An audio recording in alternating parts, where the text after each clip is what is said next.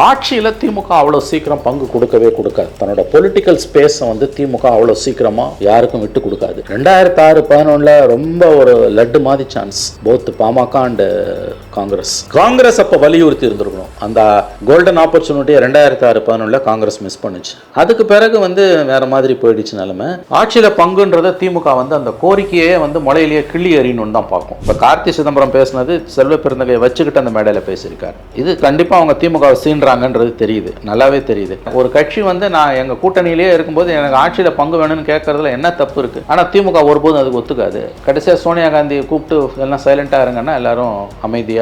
ஆனால் 26 வந்து ஆட்சியில் பங்கு பெறாமல் திமுக கொடுக்குற 10 சீட்டு 12 சீட்டுக்கு காங்கிரஸ் வந்து போச்சுன்னா மொத்தமாக காங்கிரஸ் ஏற்கனவே முடிஞ்சு போச்சு. மிச்சம் 5 இருக்கிறதும் வந்து ஊற்றி மூடிட்டு சங்கு ஊதிட்டு போக வேண்டியதான். அதனால் வந்து கார்த்தி சிதம்பரத்தோட அந்த கருத்து என்பது சுயமரியாதை உள்ள ஒவ்வொரு காங்கிரஸ்காரனின் உள்ள குமுறல். இந்த கூட்டணி அவ்வளோ சீக்கிரமாக ஸ்டாலின் வந்து விட்டு கொடுக்க மாட்டார். இந்த கூட்டணி வந்து வெற்றி கூட்டணி. 2019, 21, 24 மூணுலையுமே இருக்கக்கூடிய ஒரு வெற்றி கூட்டணி. இப்படி ஒரு அருமையான கூட்டணி வந்து கடந்த காலங்களில் கூட கலைஞர் காலத்தில் கூட வந்தது கிடையாது. இவங்களை ஒன்றிணைக்கக்கூடிய ஒரு சக்தி வந்து மோடி ஃபேக்டர் அங்கே இருக்க வரைக்கும் இவங்கெல்லாம் ஒன்றா இருப்பாங்க. 2026 எலெக்ஷனில் வந்து சாலிடா 200+ சீட்ஸை வந்து டிஎம்கேனால ஜெயிக்க முடியும். கூட்டணி கட்சிகளோட வெற்றியை நிர்ணயித்ததே வந்து டிஎம்கேவோட பணபலமும் டிஎம்கேவோட ஆள்பலமும் தான். இன்ஃபேக்ட் வந்து கூட்டணி கட்சிகள் எல்லாத்துக்குமே காங்கிரஸோட இடத்துலையா இருக்கட்டும், இன்னும் விசிகே இந்த இடத்துலையுமே திமுக தான் இறங்கி வேலை பார்த்தாங்க. அதனால தான் அவங்க ஜெயிச்சிருக்காங்க அப்படின்னு ஒரு சில சர்வே மூலியமா அவங்க ஒரு ரிப்போர்ட் வந்து போயிருக்கே சார்.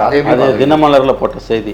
அது என்ன உண்மை நமக்கு தெரியாது. அவன் பிளான்ட் பண்ணுறானா ஏதோ நோக்கத்தோட அந்த செய்தியை போட்டிருக்கானுங்க. பேஜ் 1 போடுற செய்தி. அது ஸ்பெகுலேட்டிவ் நியூஸ் எப்படிங்க பேஜ் 1 வரும்? இது பத்திரிகை தர்மமா? இது ஸ்பெகுலேஷனில் எழுதுறது. இந்த அக்கப்போர் பத்திரிகை, வார பத்திரிகை இருக்குது, பேரெல்லாம் சொல்ல விரும்பல, மஞ்சள் பத்திரிகைகள். அவங்க வந்து எப்படி வந்து செய்தியை போடுவானுங்கன்னு தெரியும். கேவலமாக பொழப்பு நடத்திட்டு இருக்கக்கூடியவனுங்க இருக்கானுங்க 40 வருஷமா தமிழ்நாட்டில். அவனுங்க போடுறத ஒரு பாரம்பரியமிக்க பத்திரிகை, ஒரு பேஜ் 1 டெய்லி பத்திரிகை. எதுக்கு? இது வந்து கம்ப்ளீட்டாக வந்து யூகத்தின் அடிப்படையில் எழுதப்பட்டது. 221 தொகுதியில் அசம்பிளி எலெக்ஷன் முன்னணியில் இருக்கின்றது பார்லிமெண்ட் எலெக்ஷன் ஓட்டிங்கில். மோடி வேணுமா வேணாமான்னு போது தெளிவாக மோடி வேணான்னு ஸ்டாலினுக்கு தான் ஓட்டு குத்துவான். நீ அசம்பிளியில் வந்து பார்த்தீங்கன்னா அந்த கேள்வி வேற. ஆகவே இது வந்து நல்லா குழப்பறதுக்கு கூட்டணி கட்சிகளை வந்து திமுக கிட்ட வந்து உடைக்கிறதுக்கான ஒரு உள்நோக்கத்துடன் தான் இந்த செய்தி வெளியிடப்பட்டிருக்கு. திருமா போயிருந்தாருன்னா நேஷனல் மீடியா அட்டென்ஷன் போயிருக்கும். திருமா தலைமையேற்று நடத்தியிருக்கணும். அந்த நினைவேந்தல் கூட்டத்தை திருமா தலைமையேற்று நடத்தியிருக்கணும். மாறா அவர் போட்ட வீடியோ வந்து ரொம்ப பேக், எனக்கு தெரிஞ்சு அது வந்து விசிகா தொண்டர்கள் மத்தியிலேயே பேக் ஃபயர் தான் ஆயிருக்குது. ஒன்று தெரிஞ்சுக்கோங்க, இந்த தோழமை கட்சிகள் அத்தனை பேருமே தங்களுடைய சுயத்தன்மையை இழந்து கொண்டிருக்கிறார்கள். அவங்களுக்கு வேற வழி இல்லை. எனக்கு அது புரியுது. அவங்கெல்லாம் கூட்டணியை விட்டு வரணும்லாம் நான் சத்தியமா சொல்லலை. ஆனால் உண்மை என்னன்னா 2 உண்மை இருக்குது, ஞாபகம் வச்சுக்கோங்க. இவங்களெல்லாம் பார்க்குறப்போ கஷ்டமா இருக்குல்ல. இந்த மாதிரி கஷ்டப்படுறவங்களுக்கு ஏதாவது ஒரு வகையில் உதவி பண்ணணுன்றது நம்ம எல்லாருக்கும் இருக்கிற எண்ணம். இதுக்காக தான் நாங்கள் ஸ்மைல் மேட்டர்ஸ்ன்ற ஷோவை ஆர்கனைஸ் பண்ணியிருக்கோம். இந்த ஷோவோட மோட்டிவ் என்னன்னா, நம்ம எப்பயாவது வாங்கின பொருள் இப்போ யூஸே இல்லாமல் வீட்டில் ஏதாவது ஒரு ஓரத்தில் போட்டு வச்சிருப்போம். அந்த பொருட்கள்லாம் பார்த்தீங்கன்னா கண்டிப்பாக இவங்களுக்குலாம் யூஸ்ஃபுல்லான ஒரு பொருளாக தான் இருக்கும். அந்த மாதிரி பொருட்கள் எல்லாத்தையும் உங்கள்கிட்ட வந்து வாங்கி யாருக்கு அந்த பொருட்கள் போனால் உதவியாக இருக்குமோ அவங்க எல்லார்கிட்டையும் கொண்டு போய் சேர்க்கறது தான் எங்களுடைய வேலையே. நீங்கள் எந்த மாதிரி பொருட்கள்லாம் அனுப்பக்கூடாதுன்னா,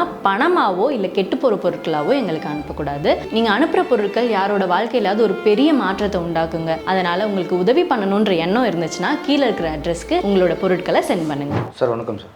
சார் வணக்கம் சார். ரீசெண்ட் டேஸாகவே பார்த்தீங்கன்னா திமுகவும் அதனுடைய கூட்டணி கட்சிகளுக்குள்ளேயுமே அங்கங்கே சில சலசலப்புகள் வந்து ஏற்பட்டுட்டே தான் இருக்குது. கார்த்திக் சிதம்பரம் அவர்கள் கூட செல்வ பெருந்தகை முன்னாடியே ஒரு விஷயத்த சொல்லியிருந்தார். திமுகவோட வெற்றிக்கு நாங்கள் ரொம்ப முக்கிய காரணம், ஸோ ஆட்சியில் எங்களுக்கு பங்கு வேணும், அமைச்சரவையில் பங்கு வேணும் அப்படின்ற மாதிரியான பேச்சுக்கள் நிறைய இடத்துல நம்மளால் பார்க்க முடியுது. இது எப்படி சார் பார்க்குறீங்க நீங்கள்? இது அடிக்கடி காங்கிரஸ் எழுப்பக்கூடிய ஒரு குரல் தான். ஒரு தேர்தல் முடிஞ்சோடனே காங்கிரஸை பொறுத்தவரைக்கும் என்றைக்குமே அவங்க பார்லிமெண்ட் எலெக்ஷன், நாடாளுமன்ற தேர்தலை மட்டும்தான் முக்கியமாக பார்ப்பாங்க. சட்டமன்ற தேர்தல் அவங்களுக்கு எப்பயுமே 2ஆம் பட்சம்தான். நாடாளுமன்ற தேர்தலை பொறுத்த வரைக்கும் அவங்க அதில் வந்து அவர்களுக்கு வந்து வெற்றி கிடைச்ச உடனே அடுத்த நாளே வந்து என்ன பண்ணுவாங்க, காமராஜர் ஆட்சி அமைப்போம், தமிழ்நாட்டில் வந்து காமராஜர் ஆட்சி அமைப்போம், காங்கிரஸ் தலைமையில் கூட்டணி, இப்படிலாம் பேசுவாங்க. இந்த முறை காமராஜர் ஆட்சி காங்கிரஸ் தலைமையில் கூட்டணின்னு பேசாமல் கார்த்தி சிதம்பரம் என்ன சொல்லியிருக்காருன்னா, அடுத்த முறை ஆட்சி வந்ததுன்னா 26 திமுகவோட கூட்டணியில் போகும்போது கண்டிப்பாக நம்ம வந்து ஆட்சியில் பங்கு கேட்க வேண்டும் அப்படின்னு சொல்லியிருக்கார். கூட்டணி அரசு வேணும்னு சொல்லியிருக்கார். கூட இருந்த இதை வந்து காங்கிரஸ் தலைவர், தமிழ்நாடு காங்கிரஸ் கமிட்டி தலைவர் செல்வ பெருந்தகை முன்னால் அவர் சொல்லியிருக்கார். அதே மேடையில் இருந்த நம்முடைய முன்னாள் காங்கிரஸ் கமிட்டி தலைவர், முன்னாள் மத்திய அமைச்சர் திருநாவுக்கரசரும் அதே கருத்தை வழிமொழிஞ்சிருக்கார். அதாவது கூட்டணியில் வந்து எங்களுக்கு இடம் வேணும்னு கேட்குறது ஒன்றும் தப்பு கிடையாது. மத்தியில் கூட்டணி ஆட்சின்னு கேட்குறீங்களே, அப்போ மாநிலத்திலையும் கூட்டணி ஆட்சி தானே வேணும். ஆனால் இது வந்து வசதியை பொறுத்தது. மத்தியில் காங்கிரஸுக்கு தனி மெஜாரிட்டி இல்லை, அதனால் கூட்டணி. இங்கே வந்து திமுகவுக்கு தனி மெஜாரிட்டி இருக்குது, அதனால் கூட்டணி இல்லை. ஆனால் திமுகவுக்கு இங்கே தனி மெஜாரிட்டி இல்லாமல் கருணாநிதி மைனாரிட்டி சர்க்காரை நடத்தினார் 2006-11.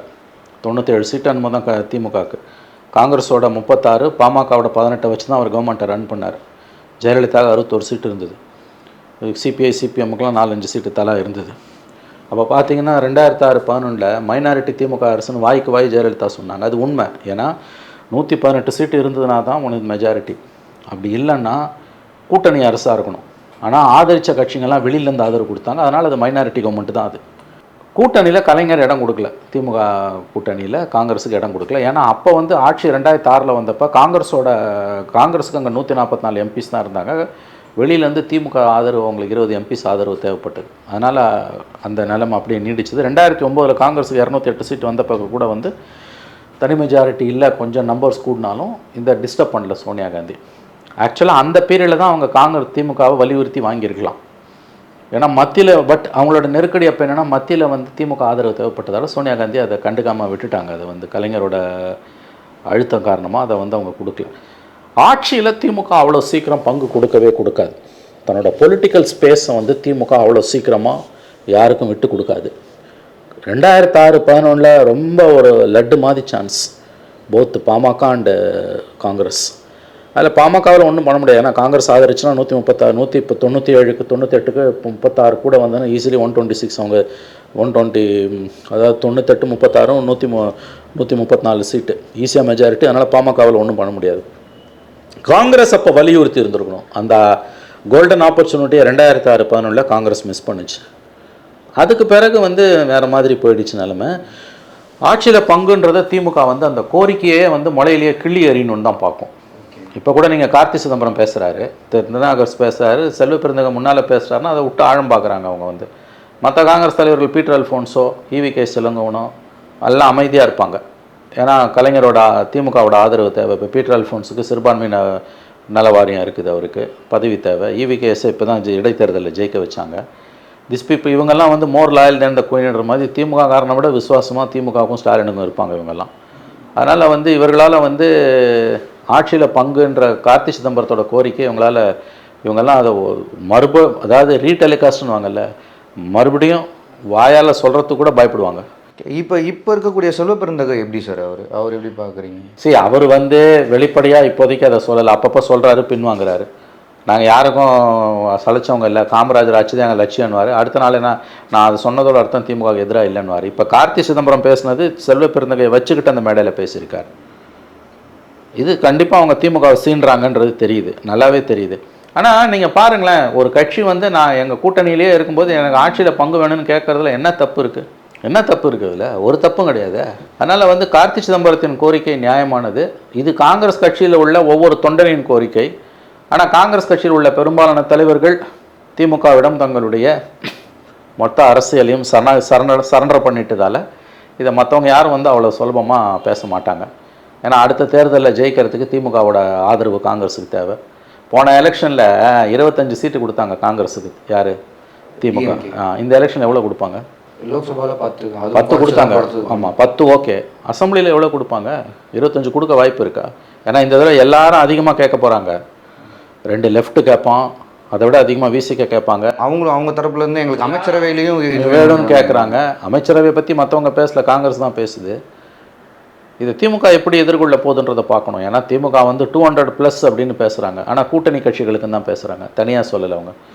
இந்த கூட்டணி அவ்வளோ சீக்கிரமாக ஸ்டாலின் வந்து விட்டு கொடுக்க மாட்டார். இந்த கூட்டணி வந்து வெற்றி கூட்டணி. 2019, 21, 24 மூணுலேயுமே இருக்கக்கூடிய ஒரு வெற்றி கூட்டணி.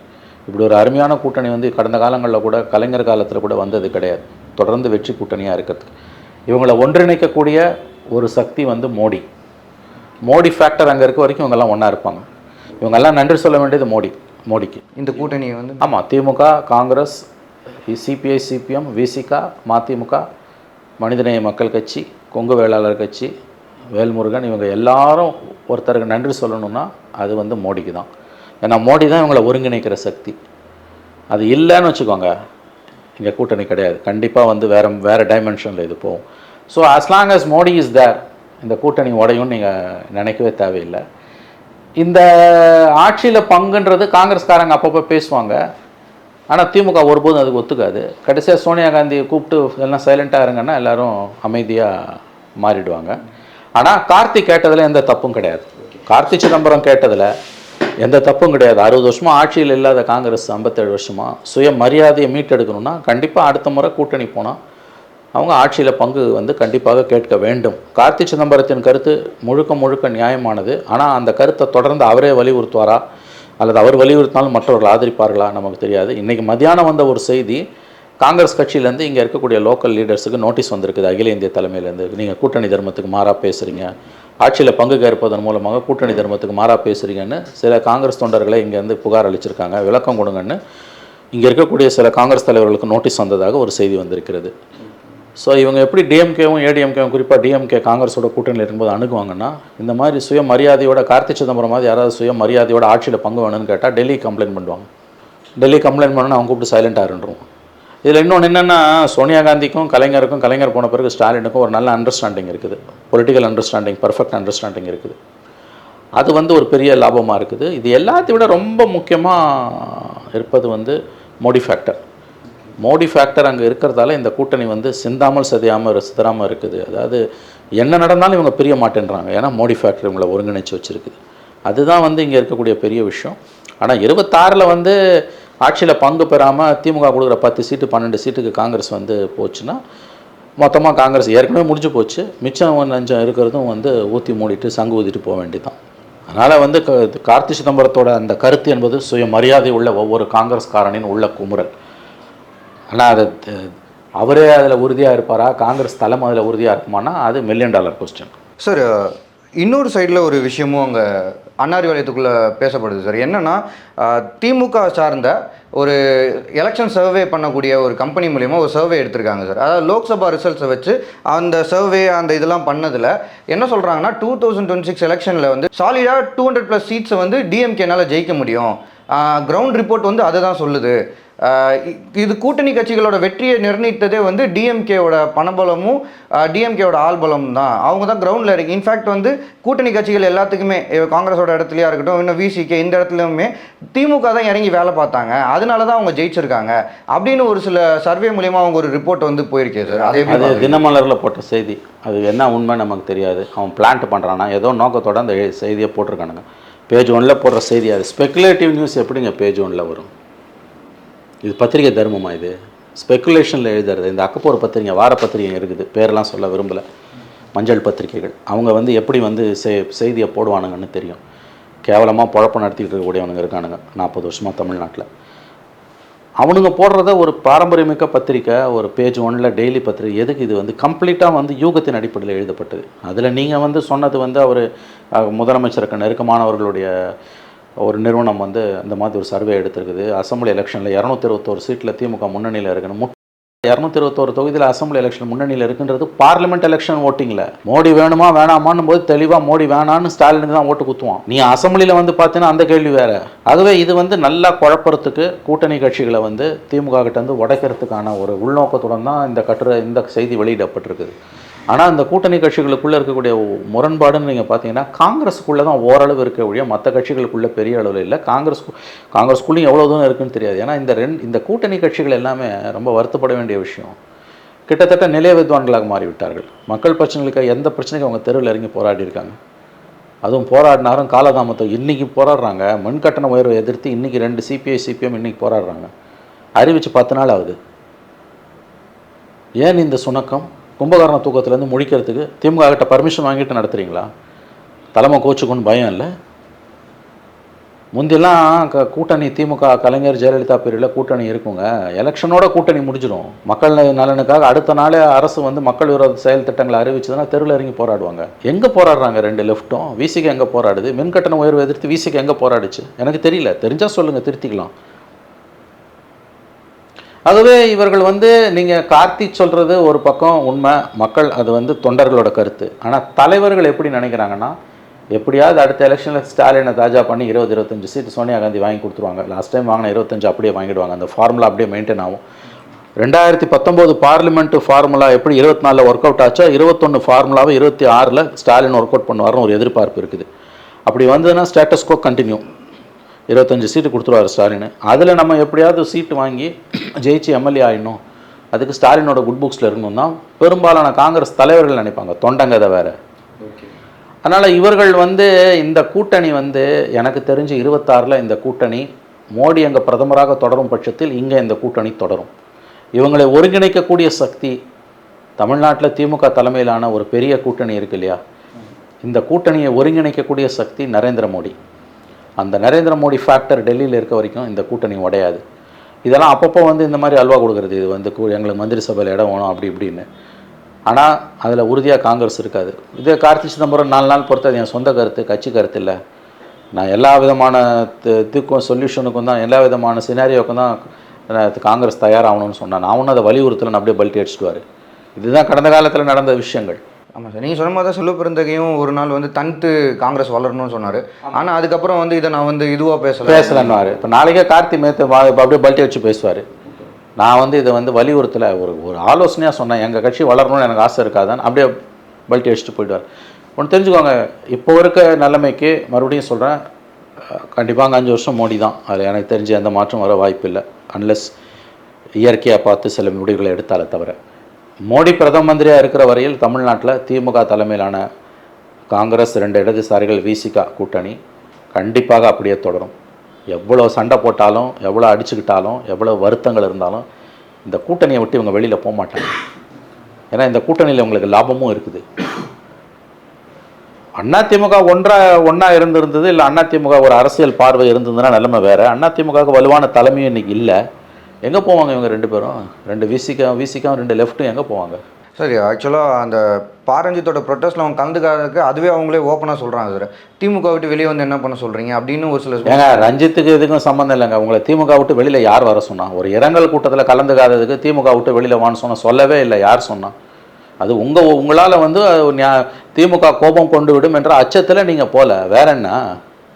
ஒரு இரங்கல் கூட்டத்தில் கலந்துக்காதுங்கன்னு எந்த தலைவராது இது வரைக்கும் ஒரு வீடியோ போட்டிருக்காங்களாங்க? அது திருமா மாதிரி ஒரு பெரிய தலைவர், நம்ம எல்லாம் மதிக்கக்கூடிய ஒரு தலைவர் திருமா, எதுக்கு அந்த மாதிரி ஒரு வீடியோ போட்டார்? திமுக கோபம் கொண்டு விடும் என்ற ஒரு கலக்கம் தானே, தயக்கம் தானே உங்களுக்கு காரணம். வேறு என்ன, எதை வச்சு நியாயப்படுத்துவீங்க? அது ஒரு இரங்கல் கூட்டங்க, நினைவேந்தல். அது திருமா போயிருந்தாருன்னா நேஷனல் மீடியா அட்டென்ஷன் போயிருக்கும். திருமா தலைமையேற்று நடத்தியிருக்கணுங்க. அந்த நினைவேந்தல் கூட்டத்தை திருமா தலைமையேற்று நடத்தியிருக்கணும். மாறா அவர் போட்ட வீடியோ வந்து ரொம்ப எனக்கு தெரிஞ்சு அது வந்து விசிகா தொண்டர்கள் மத்தியிலேயே பேக் ஃபயர் தான் இருக்குது. அவர் அந்த மாதிரி போட்டதுக்கு காரணம் கண்டிப்பாக திமுக வந்து ஆங்கிலத்தில் சொல்கிறோன்னா ஹி வாண்ட்ஸ் டு பி இந்த குட் புக்ஸ் ஆஃப் டிஎம்கே. திமுகவோட இணக்கமாக இருக்கணும்னு தான் அவர் விரும்புகிறாரு. திமுக முகம் சுளிக்கும் எந்த காரியத்தையும் செய்ய திரும்ப விரும்பலை. அதான் காரணம். இல்லாட்டி இப்படி ஒரு வீடியோவை யாராவது போட முடியுமா? எந்த விதத்தில் அது நியாயம்? எந்த விதத்தில் நியாயம்? பாவம் இல்லை அது. ஒரு மரணம் நடந்திருக்குது. இறந்தவனோட ஜாதகத்தை பார்க்குறதெல்லாம் அயோக்கியத்தனம், ஞாபகம் வச்சுக்கோங்க. அவர் மேலே எந்த கிரிமினல் கேஸும் இல்லைன்னு போலீஸ் சொல்லுது. கன் லைசன்ஸ் கொடுத்துருக்கானுங்க. கிரிமினல் கேஸ் இருந்தால் கன் லைசன்ஸ் கொடுப்பானுங்களா? அப்போ நீங்கள் வந்து எதை வச்சு வந்து கிரிமினல்னு சொல்கிறீங்க அவரை? அப்போ ஒரு தலைவர், தேசிய கட்சியோட மாநில தலைவர் கொல்லப்பட்டிருக்கிறார். ஒரு இரங்கல் கூட்டம் நடக்குது. அந்த கூட்டத்தில் நீங்கள் கலந்துக்காமல் கூட இருந்திருக்கலாம். சைலண்ட்டாக அவங்க ஆளுங்கக்கிட்ட கலந்துக்காதீங்கன்னு அண்டர் கிரவுண்ட் இன்ஸ்ட்ரக்ஷன் கொடுத்துருக்கலாம். பொதுவெளியில் வைக்க வேண்டிய அளவுக்கு என்ன நிர்பந்தம்? திமுகவை சமாதானப்படுத்த வேண்டும், திமுக மனம் கோணிவிடக்கூடாது என்ற நிர்பந்தம் தான். இவங்க இந்த கட்சிகள் ஒன்று தெரிஞ்சுக்கோங்க, இந்த தோழமை கட்சிகள் அத்தனை பேருமே தங்களுடைய சுயத்தன்மையை இழந்து கொண்டிருக்கிறார்கள். அவங்களுக்கு வேறு வழி இல்லை, எனக்கு அது புரியுது. அவங்கெல்லாம் கூட்டணியை விட்டு வரணும்லாம் நான் சத்தியமாக சொல்லலை. ஆனால் உண்மை என்னென்னா 2 உண்மை இருக்குது, ஞாபகம் வச்சுக்கோங்க. மோடி ஃபேக்டர் இருக்க வரைக்கும் இந்த கூட்டணி தொடரும், உண்மை. ஆனால் இந்த கூட்டணியில் நீடிக்க இவர்கள் வந்து தங்களுடைய சுயத்தன்மையை இழந்து கொண்டிருக்கிறார்கள் என்பதும் உண்மை. இது வந்து catch-22 சுச்சுவேஷன். இதுதான் உண்மை சார். அப்போது இப்போ இந்த கூட்டணியை வந்து எதிர்க்கணும், இந்த கூட்டணியை வெல்லணும்னா ஏடிஎம்கேவோட இது என்னவாக இருக்கணும் சார்? அவங்களோட ஒன்றுபட்ட அதிமுக வரணும். டிடிவி ஃபேக்டரை ஒன்று சேர்த்துக்கணும், அவங்க கூட சேர்த்துக்கணும். பாமக மாதிரியான கட்சிகளை ஒன்று சேர்த்துக்கணும். சீமானையும் ஒன்று சேர்த்துக்கணும். இப்படியெல்லாம் ஒன்று சேர்ந்தாங்கன்னா இவங்களால் வந்து இந்த கூட்டணியை வெல்ல முடியும். இது ஒன்றும் வெல்ல முடியாத கூட்டணியிலும் கிடையாது. அதிமுக ஒன்றுபட்ட அதிமுக உருவெடுத்தால் ஓபிஎஸ், சசிகலா ஆதரவாளர்கள் எல்லாரையும் ஒன்று சேர்த்துக்கிட்டு அவங்க டிடிவியோட எலக்ட்ரல் அண்டர்ஸ்டாண்டிங், காங்கிரஸும் சரத்பவாரும் எப்படி இருக்காங்களோ அந்த மாதிரி வச்சாங்கன்னா, ப்ளஸ் பாமகவும் உள்ளே சேர்த்தாங்கன்னா, ஆனால் பிஜேபி இருக்கக்கூடாது அவங்கக்கிட்ட. அதில் அவங்க ஸ்ட்ராங்காக தான் அது அந்த மாதிரி அந்த ஃபேக்டரை நீங்கள் நகர்த்துனீங்கன்னா இங்கே ஃபைட் பண்ண முடியும். இங்கே கண்டிப்பாக இந்த கூட்டணியை ஃபைட் பண்ண முடியும். இவர்கள் ஒன்றும் திமுக தலைமையிலான கூட்டணி ஒன்றும் தோற்கடிக்கப்பட முடியாத சக்தி கிடையாது. இன்னொன்று ஞாபகம் வச்சுக்கோங்க, கடந்த 52 ஆண்டுகளில் அதிமுகன்ற கட்சி 72 உதயமான பிறகு திமுக பேக் டு பேக் கவர்மெண்ட் ஜெயிச்சதே கிடையாது. ஏடிஎம்கே ஜெயிச்சிருக்கு. ஒவ்வொரு முறையும் வந்து ஒன்று கவர்மெண்ட் டிஸ்மிஸ் ஆகும், இல்லைனா வந்து தோத்துட்டு தான் மறுபடியும் வருவாங்க 5 வருஷம் 10 வருஷம் பொறுத்து. ஏடிஎம்கே அப்படி இல்லை. எம்ஜிஆர் வந்து உயிரோடு இருக்க வரைக்கும் 3 டேர்ம் ஜெயிச்சார். ஜெயலலிதா 2 டேர்ம் வந்து தனித்தனியாக ஜெயித்தாங்க. 3வது டேர்ம் வந்து ஜெயிச்சு 4வது டேர்மை வாங்கிட்டு தான் செத்தாங்க. அவங்க வந்து சேர்த்து வச்சுட்டு தான் அந்த அம்மா போனாங்க. Back to back government ADMK ஜெயிச்சிருக்கு, டிஎம்கே ஜெயிச்சதே கிடையாது. அதனால் அதெல்லாம் வந்து ஏடிஎம்கேக்கு பாசிட்டிவான விஷயம். ஆனால் இந்த கூட்டணியை வீழ்த்தணும், திமுக கூட்டணியை அதிமுக வீழ்த்த வேண்டும் என்றால் நிச்சயமாக அதிமுக ஒன்றுபட வேண்டும். ஓபிஎஸ் ஆதரவாளர்கள், சசிகலா ஆதரவாளர்கள் எல்லாம் ஒன்று சேரணும். டிடிவியோட கூட்டணி வைக்கணும், பாமகவோட கூட்டணி வைக்கணும், மற்ற எல்லா சிறு கட்சிகள், வளரும் கட்சிகளும் ஒன்று சேரணும். அதுக்கெல்லாம் வாய்ப்பு வந்து மோடி ஃபேக்டர் அங்கே இருக்கிறதுனால அவங்க வந்து இடி, சிபிஐ, ஐடியை வச்சு இவங்களை மிரட்டுவாங்க. அவங்க வெளியிலையும் போக மாட்டானுங்க, உள்ளேயும் இவங்க தலைமையும் ஏற்றுக்க மாட்டான். உள்ளே இருந்துனே குறைச்சல் கொடுத்துக்கிட்டே இருப்போம். அதுதான் திமுகவோட பலம். நான் தான் சொல்கிறேன்ல, ஒரே வார்த்தை, எங்கே சுற்றி எங்கே வந்தீங்கன்னாலும் நன்றாக நினைவில் வைத்து கொள்ளுங்கள், மோடி ஃபேக்டர்னு ஒன்று இருக்க வரைக்கும் தமிழ்நாட்டில் திமுக கூட்டணி உடையாது.